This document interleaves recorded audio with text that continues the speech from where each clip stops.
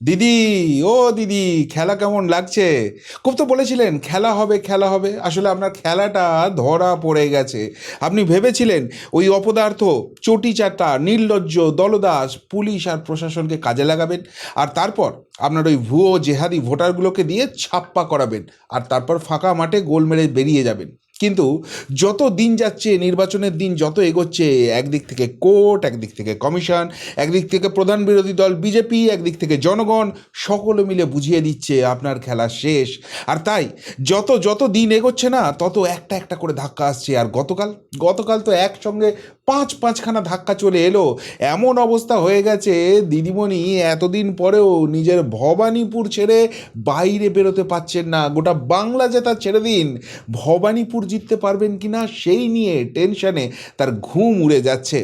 এক এক করে আপনাদের সামনে নিয়ে আসি কোন পাঁচখানা দরাম দরাম করে ধাক্কা দিদিমণির মাথায় বাজ হিসেবে পড়ল।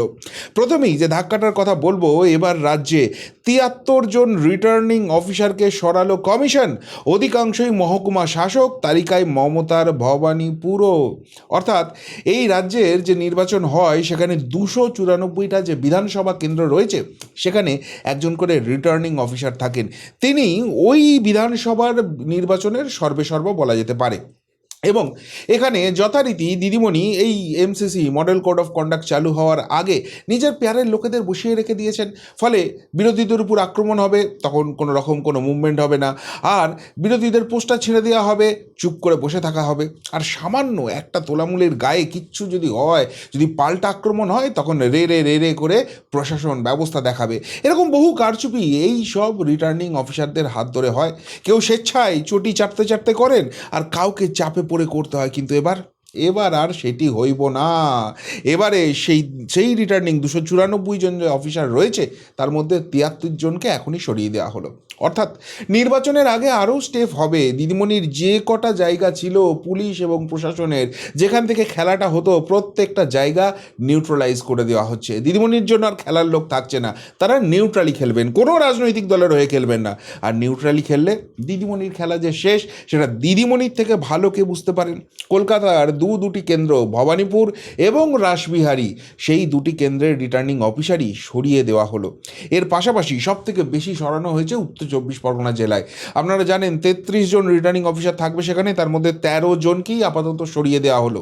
অন্যদিকে আরও দুই গুরুত্বপূর্ণ জেলা, দক্ষিণ ২৪ পরগনা এবং পূর্ব মেদিনীপুর, সেখানেও ১০ জন করে এই রিটার্নিং অফিসারকে সরিয়ে দেওয়া হয়েছে। আসলে কমিশন খুব স্ট্র্যাটেজিক খেলছে। একদম প্রথমে এসেই আপার লেভেলে কাউন্টার স্ট্রাইকটা মেরেছিল, যেখানে রাজ্যের মুখ্য সচিব, স্বরাষ্ট্র সচিব, এই লেভেলের লোকেদের সরিয়ে দেওয়া হলো। তারপর সেকেন্ড যে অ্যাটাকটা হলো, সেখানে ডিজি, সিপি, আইজি, ডিআইজি, এই লেভেলে স্ট্রাইকটা করা হলো। তারপর এসপি, ডিএম, ওই লেভেলেও করা হলো। কিন্তু আপনারা তখন আশঙ্কায় ভুগছিলেন যে এসব করেও হবে না, এদের প্রত্যেকটা স্তরে লুকিয়ে আছে। একদম সঠিক আপনাদের ধারণা ছিল। কিন্তু সেই জায়গাগুলো যে এবার ছাড়া হবে না, এবার এই মহকুমা স্তরের রদবদল থেকে সেই জায়গাটা স্পষ্ট হয়ে গেল। এমনকি আপনাদের মনে থাকবে, শুভেন্দু অধিকারী প্রথম দিন যখন ভবানীপুরে প্রচারে গিয়েছিলেন, তখন সেখানে পুলিশের ভূমিকা কী ছিল, এবং তারপর ভবানীপুরের ওসিকেও সরে যেতে হয়েছে। সুতরাং যেখানে যত মাইক্রো লেভেলেই দিদি লোক বসিয়ে রাখুক না কেন, প্রত্যেক জায়গায় এবার কাউন্টার স্ট্রাইক হবে, সার্জিক্যাল স্ট্রাইক হবে। আর দিদিমণির খেলার জায়গাটা বন্ধ হবে। নিউট্রালি খেলো, মানুষের ভোট নিয়ে জিততে পারলে যেত, কিন্তু সেই জায়গাটি যে হইব না, সেইটি কিন্তু ক্রমশ এবার স্পষ্ট হয়ে যাচ্ছে। ২ নম্বর স্ট্রাইকের জায়গা, যেটার জন্য চাতক পাখির মতো পুরো মিডিয়া কুলকে, মানে অনুপ্রাণিত মিডিয়া কুলকে দিদিমণি বসিয়ে রেখে দিয়েছিল, যেটা নিয়ে বিশাল হল্লাগুল্লা হবে, সেখানেও মাস্টার স্ট্রোক দিয়ে দিল কমিশন। সেটা হচ্ছে অ্যাডজুডিকেশন লিস্ট প্রকাশ করা। আপনারা জানেন যে সুপ্রিম কোর্টের নির্দেশ ছিল, সুতরাং অ্যাডজুডিকেশন লিস্ট এবার পিরিয়ডিক্যালি বের করতে হবে, এবং তার প্রথমটা বার হয়েছে গতকাল। প্রথমেই বার করার জন্য যে টাইমিংটা বেছে নেওয়া হলো, সেটা দেখুন। একদম মধ্যরাত্রের দিকে, রাত্রি ৯টার পর, ৯:৩০ পর বেরোবে বলেছিল, 10টার কাছাকাছি সময় সেটাকে রিলিজ করা হয়েছে। কেন করা হয়েছে? কেননা ওই দিনের বেলা হলে মিডিয়াগুলো সেইগুলো কি দেখাতে চাইবে, মানুষকে বিভ্রান্ত করতে চাইবে, ভুল তথ্য দিতে চাইবে, এবং সেখান থেকে দেখো বাংলা বিরোধী কাজ চলছে, দিদিমণির ন্যারেটিভটাকে সেট করার চেষ্টা করা হবে। ফলে অনেকেই এই প্ররোচনায় পা দেবে, সেখানে অগ্নিগর্ভ পরিস্থিতি হয়ে উঠতে পারে। অ্যাডমিনিস্ট্রেশনকে কিন্তু সজাগ রেখে দেওয়া হয়েছিল, এসপি ডিএমদের পুরোপুরি অ্যালার্ট করে রাখা হয়েছিল, কিন্তু তা সত্ত্বেও এটা মধ্যরাত্রের দিকে করে দেওয়া হলো, যাতে এই গণ্ডগোল বাওয়াল, এই বাওয়ালের জায়গাটা খুব বেশি না থাকে, এবং যদি কোথাও কোনো সামান্যতমও হয় সেই সময় রাস্তাঘাট ফাঁকা থাকবে, এই অ্যাডমিনিস্ট্রেশন, এই পুলিশকে অনেক ইজিলি পৌঁছে দেওয়া যাবে, সেগুলোকে ঠান্ডা করে দেওয়া যাবে। 2 নম্বর, এবারে কিন্তু কোনো আলাদা করে ডেটা কমিশন বার করলো না যেখান থেকে একটা কনসলিডেট লিস্ট পাওয়া যাবে, এতজনের বিচার হয়ে গেছে, এতজন বাদ গেছে, যেটা দিলেই ওই নাম্বারটা দেখলেই একটা আতঙ্কের পরিবেশ তৈরি করা হবে না, সেই সুযোগটা কিন্তু কমিশন দিল না। তারা একদম বিধানসভার বুথ ধরে ধরে দিয়ে দিয়েছে, এবং সেখানে কার হয়েছে আর কার হয়নি তাকে নিজেকে গিয়ে চেক করতে হবে। যদি অ্যাডজুডিকেশনের নাম ছিল, তুমি ভাই তোমার যে ভোটার কার্ড নাম্বারটা রয়েছে, এপিক নাম্বারটা রয়েছে, সেটা দাও, তুমি সেখান থেকে পেয়ে যাবে। যে অতি উৎসাহী বিধানসভার তালিকা ধরে ধরে দেখুক, কিন্তু সেখানেও বহু জায়গাতেই একটাই ডেটা যে এখনও এখানে কোনো রকম কোনো ফয়সালা হয়নি। ফলে এই যে কনসলিডেট লিস্ট কিছু বেরোলো না, সেই জায়গা থেকে মিডিয়াকে দিয়ে একটা ন্যারেটিভ, একটা প্রোপাগান্ডা তৈরি করার চেষ্টা, সেটাকেও জল ঢেলে দেওয়া হলো। অর্থাৎ দুদেল বাহিনীকে যে রেডি করে রাখা হয়েছিল, রাজ্যে একটা এমন পরিস্থিতি তৈরি করো যাতে সকলের মধ্যে আতঙ্ক ঢোকে, ভয়ে কেউ ভোট দিতে বাড়ি থেকে না বের হয়, সেই জায়গাটাও কিন্তু সমূলে উৎপাটন করে দেওয়া হলো। এর পাশাপাশি আরেকটা যে ধাক্কা রয়েছে সেটা হচ্ছে হাইকোর্ট থেকে বারবার এরা চেষ্টা করছে এই যে অ্যাডমিনিস্ট্রেশন চেঞ্জ হচ্ছে সেটাকে আটকাতে হবে, না হলে দিদিমণি 30টার উপর আসন পাবেই না, মানে 250-260 ক্ষমতায় আসা সব ছেড়ে দিন, 30টা আসন পেয়ে এরা প্রধান বিরোধী দল হওয়ার জায়গায় নেই, সেই জায়গায় এরা পৌঁছে গেছে। যদি মানুষ নিজের ভোটটা নিজে দিতে পারে, কাউন্টিং ঠিকঠাক হয়, সেখানে যদি কোনো চুরি চামারি এরা করতে না পারে, এদের আর ফেরত আসার কোনো জায়গা নেই, এরা খুব ভালো করে বুঝতে পারছে। আর সেই জন্য নিজেদের ওই অনুগত চটিচাটা দলদাস সেই অ্যাডমিনিস্ট্রেশনকে যে করে হোক বহাল রাখতে হবে, মরিয়া হয়ে গেছে, এবং সেটার জন্য মহামান্য কলকাতা হাইকোর্টে মামলা হয়েছিল। সেই মামলায় বহু রকমভাবে দিদিমণির আইনজীবীরা বোঝানোর চেষ্টা করেছে, কিন্তু আলটিমেটলি এখনও কোনো কনভিন্স করতে পারেনি। এটা নির্বাচন কমিশন যে কোনো অনৈতিক কাজ করছে এই জায়গাটা এস্টাবলিশই করতে পারেনি, বরং নিরপেক্ষ ভোটের স্বার্থে নির্বাচন কমিশন যেটা করছে সেটা সঠিক পদক্ষেপ করছে, এই জায়গাটাই কার্যত এস্টাবলিশ হয়ে যাচ্ছে। এবং সেই জন্য আবারও নেক্সট হিয়ারিংয়ের একটা 7 দিন বাদে ডেট পাওয়া গেছে। তাতে আলটিমেটলি কী দাঁড়াচ্ছে, যে এই মামলার কোনো আর্জেন্সি নেই, যেটা করছে নির্বাচন কমিশন সঠিক করছে, তাদের হাত আরও শক্ত হচ্ছে। ফলে যেটা উপর লেভেলে চেঞ্জ হয়েছে, এবার মিড লেভেলে চেঞ্জ হচ্ছে, এবার গ্রাসরুট লেভেল অবধি নির্বাচন কমিশন চেঞ্জ করবে। দিদিমণি সাজানো ঘুঁটি পুরো ঘেঁটে করে দেবে, যাতে করে কেউ মাতব্বরি করতে না পারে, কেউ এই যে সামগ্রিক নির্বাচনী প্রক্রিয়াটা আছে সেখানে বাধাদান করতে না পারে। আর সেটা যদি সত্যিই নিউট্রালি হয়, মানুষ যদি নিজের ভোট দিতে পারে এবং কাউন্টিং যদি সঠিক হয়, এদের বাঁচাতে পারে। কেউ আছে এরকম? কেউ নেই। ওই কয়েকটা সংখ্যালঘু অধ্যুষিত আসনে সেখান থেকে হয়তো কয়েকটা আসন বেরোবে, কিন্তু সেটা যে জেতার জন্য যথেষ্ট নয়, সেটা দিদিমণির থেকে ভালো কে বুঝতে পারে।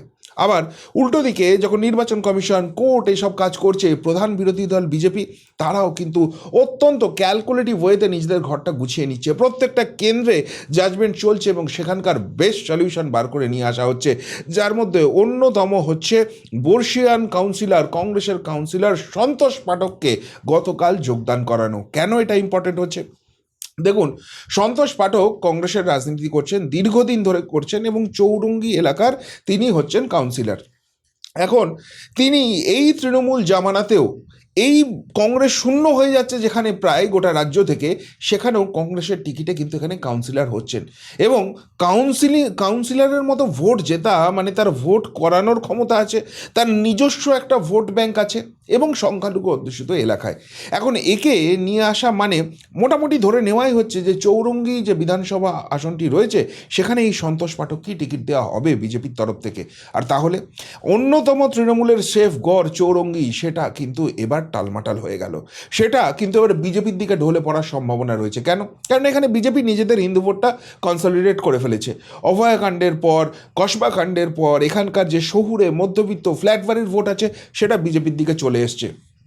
এবার সন্তোষ পাঠক আসা মানে ওখানে যে সংখ্যালঘু বেলটা রয়েছে সেখানে সন্তোষ পাঠকের যে নিজস্ব ভোটটা আছে 2-3% হলেও সেটা কিন্তু বিজেপির দিকে সুইং করবে শুধুমাত্র সন্তোষ পাঠকের জন্য। ফলে যে চৌরঙ্গি আসনটা কার্যত বিজেপির হিসেবের বাইরে ছিল সেটাও কিন্তু এখন ক্লোজ ফাইটের জায়গায় চলে এলো, সেটাও কিন্তু বিজেপির দিকে ঢলে পড়ার একটা সম্ভাবনা রয়েছে। এই যে ক্যালকুলেটিভ খেলাটা, প্রত্যেকটা আসন ধরে ধরে সূক্ষ্মভাবে সেটাকে ক্যালকুলেশন করা হচ্ছে, সেটাকে অ্যানালাইজ করা হচ্ছে, সেখানকার বেস্ট সলিউশন কী হতে পারে এটা ভাবনা চিন্তা হচ্ছে, এবং তার একটা সলিউশন বার করার চেষ্টা করা হচ্ছে। এখন ফাইনালি সেটা কতখানি এফেক্টিভ হবে সেটা তো 4 মে যখন ইভিএম খোলা হবে তখন বোঝা যাবে, কিন্তু এই যে সিলেকশনের জায়গাটা, সেখানে কাছের লোক, ওই বিভিন্ন রকম দাবি দেওয়া ওই সব জায়গা নয়, পরিস্থিতির প্রয়োজনে সেখানকার বেস্ট জিনিসটা কি সেইটাকে তুলে আনার চেষ্টা করা হচ্ছে।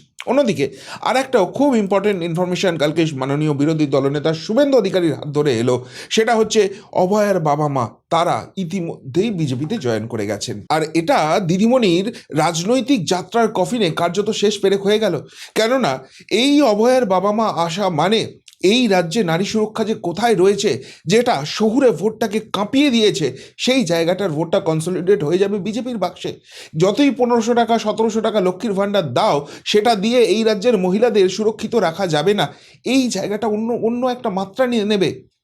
এবং এই মহিলা ভোটে যদি 2-4% সুইং করে যায়, তাহলে দিদিমণি যে কটা আসন পেতে পারে 30টা বলছি, সেই জায়গাতেও 10 নাম্বার মতো জায়গায় চলে আসবে।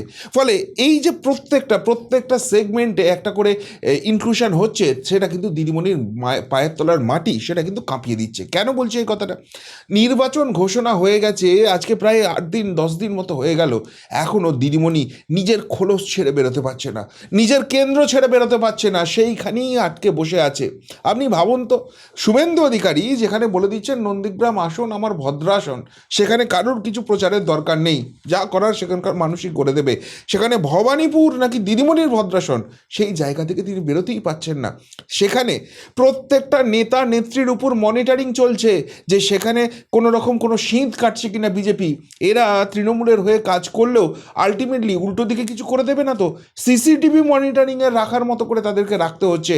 কতখানি অসহায় জায়গায় চলে গেছে বুঝতে পারছেন।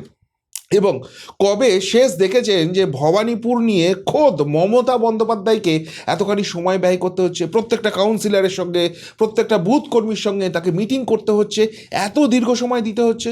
শুধু মমতা বন্দ্যোপাধ্যায় নয়, দলের second in command Abhishek Bandyopadhyay, তাকেও ঘাঁটি গেড়ে পড়ে থাকতে হচ্ছে ভবানীপুরে। কবে দেখেছেন শেষ এই চিত্রটা? মানে ভবানীপুরের মতো তৃণমূল কংগ্রেসের গড় আসন, মমতা বন্দ্যোপাধ্যায়ের যেটা নিজের আসন, সেই আসনটা কতখানি টলমল হয়ে গেছে। তিনি রাজ্য জিতবেন কি, ভবানীপুর থেকে তার দুশ্চিন্তা মুক্ত হচ্ছে না। এবং সেই জায়গায় তিনি নাকি কর্মী সভায় বলেছেন লোডশেডিং করে দিতে পারে।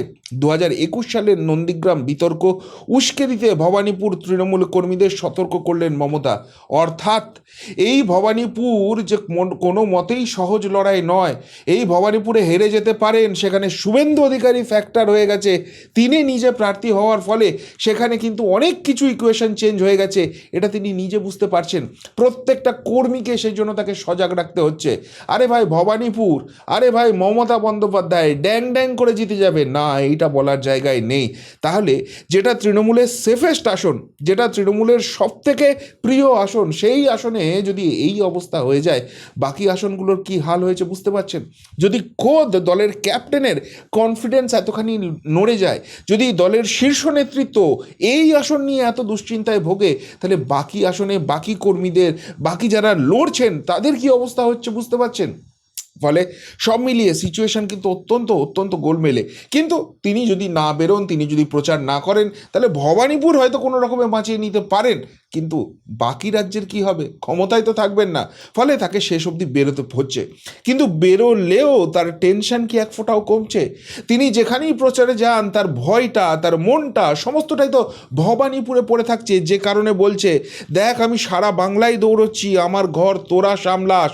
প্রচারে বেরোনোর আগে কাকে নির্দেশ মমতা আর ফিরহাদ হাকিমদের, এই কথা নাকি দিদিমণি বলে গেছেন, সেটা বলতেই পারেন। কিন্তু প্রশ্ন হচ্ছে যে ভাই, ভবানীপুর কেন্দ্র, মমতা বন্দ্যোপাধ্যায় এইখান থেকে যেতেন, এখানে একটা কাটা কলা গাছ দাঁড়িয়ে থাকলে ওই তৃণমূলের প্রতীকটা দেখে মানুষ ভোট দেবে। এরা নাকি আগামী 300 বছরের উন্নয়নের কাজ করে দিয়েছে, আর কি উন্নয়ন করবেন দিদিমণি খুঁজে পাচ্ছেন না, ভেবে পাচ্ছেন না। গোটা বাংলা হাসছে দিদিমণির জন্য, সবাই খুশি আছে। এই যদি সিচুয়েশন হয়, তাহলে ভবানীপুর নজর রাখিস বলতে হচ্ছে কেন? মানুষের উপর কনফিডেন্সটা নেই, আসলে থাকবে কি করে?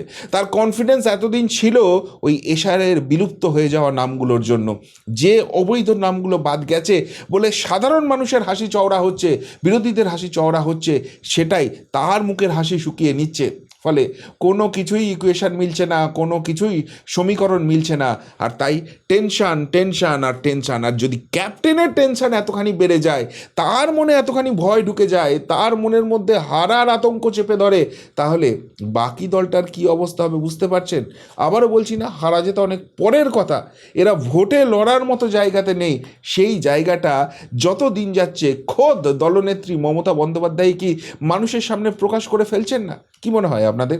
উত্তরটা অবশ্যই কমেন্ট বক্সে কমেন্ট করে জানাবেন। এখনকার মতো এখানেই শেষ করলাম, ফেরত আসছি নতুন প্রতিবেদন নিয়ে খুব তাড়াতাড়ি। ভালো থাকবেন, সাথে থাকবেন, পাশে থাকবেন। নমস্কার।